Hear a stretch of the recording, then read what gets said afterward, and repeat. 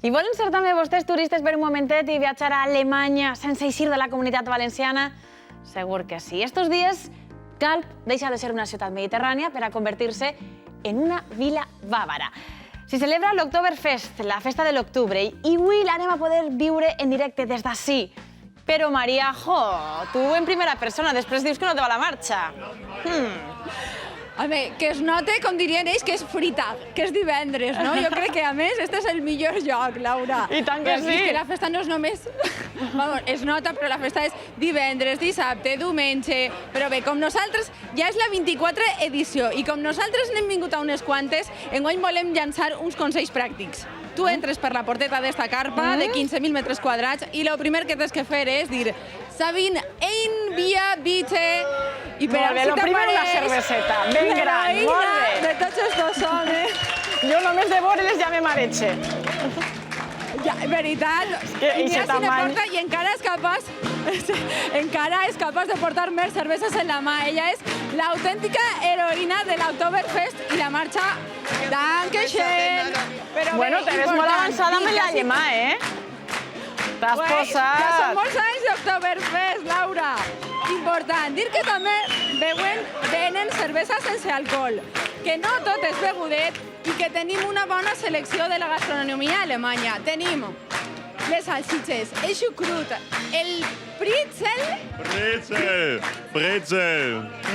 I una cosa, els alemanys estan molt forts de beure molta cervesa i d'aquest clima que tenen i que després venen i així i aprofiten encara més el clima.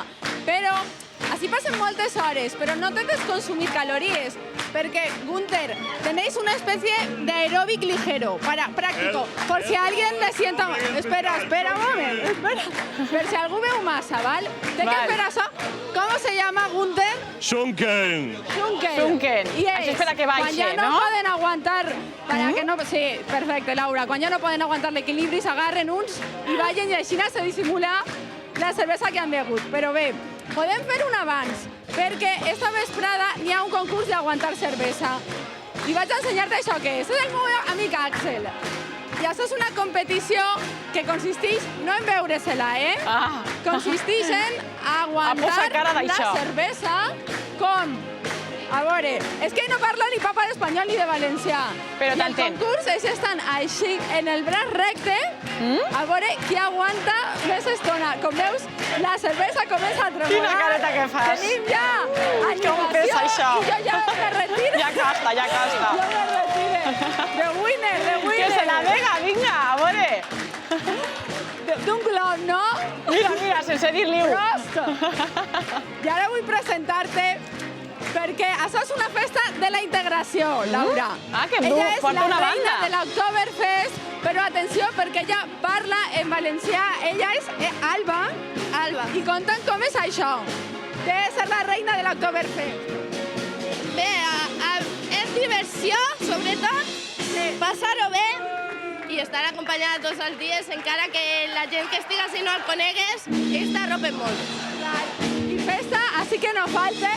Bueno, els alemanys havien quedat en ells que vindrien a ballar, no venen a ballar, però jo vaig a sumar-me, en Alba si m'acompanya, anem a l'escenari a fer un poquet de festeta i que se note que Calp estos dies viu en Múnich.